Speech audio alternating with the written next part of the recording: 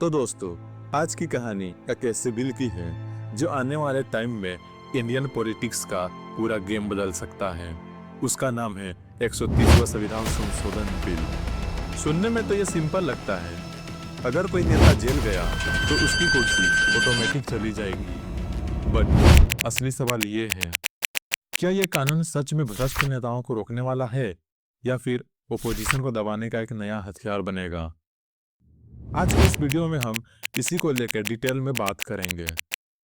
पहला है सरकार का पक्ष, दूसरा है ओपोजिशन की चिंताएं और तीसरा कानूनी चैलेंजेस। और आगे क्या हो सकता है, ये सब हम आगे जानेंगे। तो चलिए शुरू करते हैं इस वीडियो को। बिल असल में है क्या? सबसे पहले समझते हैं कि बिल एक्चुअल में कहता क्या है। उस 3 आर्टिकल में सबसे पहला है आर्टिकल 75 पीएम और मिनिस्टर, दूसरा आर्टिकल है 164 सीएम और मिनिस्टर और तीसरा आर्टिकल है 239 ए। दिल्ली सरकार ने एक नया नियम जोड़ने की तैयारी की है। रूल सिंपल है, अगर प्रधानमंत्री, मुख्यमंत्री या मंत्री 30 दिन से ज्यादा जेल में जाता है तो उसका पद ऑटोमेटिक खत्म हो जाएगा। ध्यान रहे, ये कोर्ट की सजा नहीं है, बस जेल में रहने भर से यह नियम लागू होगा। और इंटरेस्टिंग बात यह है, वही नेता बाहर निकलने के बाद फिर से सीएम या मिनिस्टर बन सकता है। सरकार का कहना है कि ये कदम साफ सुथरी राजनीति के लिए है, लेकिन दिक्कत ये है, हमारे संविधान में एक सिद्धांत है, दोषी साबित होने तक इंसान बेगुनाह है। लेकिन ये बिल उस सोच को उल्टा कर देता है। सोचो, अगर कोई नेता एक कंट्रोवर्शियल अरेस्ट में फंस गया, कोर्ट ने अभी तक कोई डिसाइड नहीं किया और उसकी कुर्सी चली गई, क्या ये ठीक है? यही तो सबसे बड़ा सवाल है। अब सुनिए सरकार का पक्ष। अब सरकार इस बिल को क्यों लाई? अमित शाह ने बोला, कई बार नेता जेल में होते हुए भी सरकार चलाते हैं, यहाँ तक कि फाइलें जेल से ही साइन होती है। मोदी ने बिहार रैली में कहा, ओपोजिशन के कुछ नेता जेल में रहकर भी सत्ता छोड़ने का नाम नहीं लेते। उनका तर्क ये बिल सिर्फ राजनीति नहीं बल्कि देश की सुरक्षा से जुड़ा हुआ है। चुनावी दिमाग वाले प्रशांत किशोर ने भी इस बिल को अच्छा बताया है। उनका कहना है कि नेताओं को जेल से सरकार चलाने से रोकना जरूरी था। संविधान में जो कमी थी, ये बिल उसे पूरा कर देता है। सरकार का नैरेटिव क्लियर है।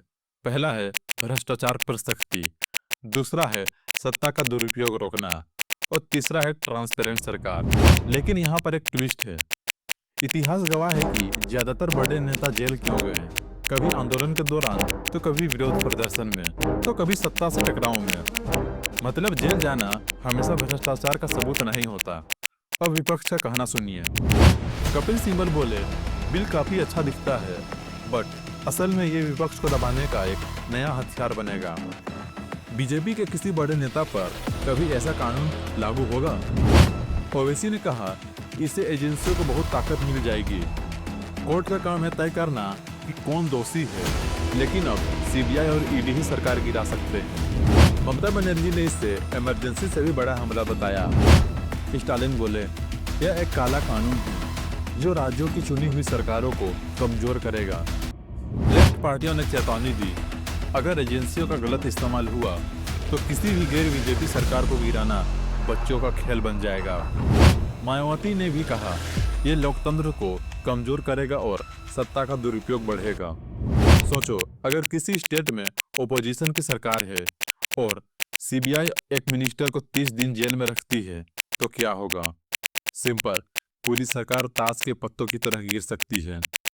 यानी ओपोजिशन की सबसे बड़ी चिंता है मिसयूज ऑफ पावर। अब संविधान और कोर्ट के नज़र से देखिए। पहला, हमारे संविधान का बेसिक स्ट्रक्चर कहता है कि इंसान दोषी साबित होने तक वह बेगुनाह है। यह बिल उस मूल सोच को बदलता है।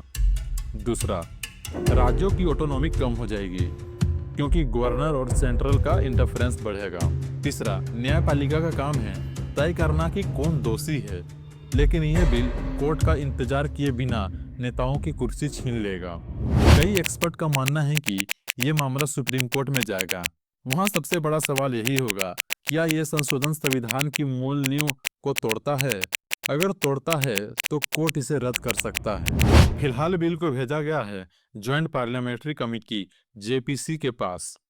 जेपीसी का काम है बिल को लाइन बाय लाइन पढ़ना और उस पर डिबेट करने के बाद उस पर सुझाव देना। लेकिन टीएमसी ने साफ कहा, हम जेपीसी का हिस्सा नहीं बनेंगे। यह सिर्फ एक बहाना है, असली फैसला पहले ही हो चुका है। तो असली कहानी अभी बाकी है। पहला, जेपीसी की रिपोर्ट क्या कहेगी।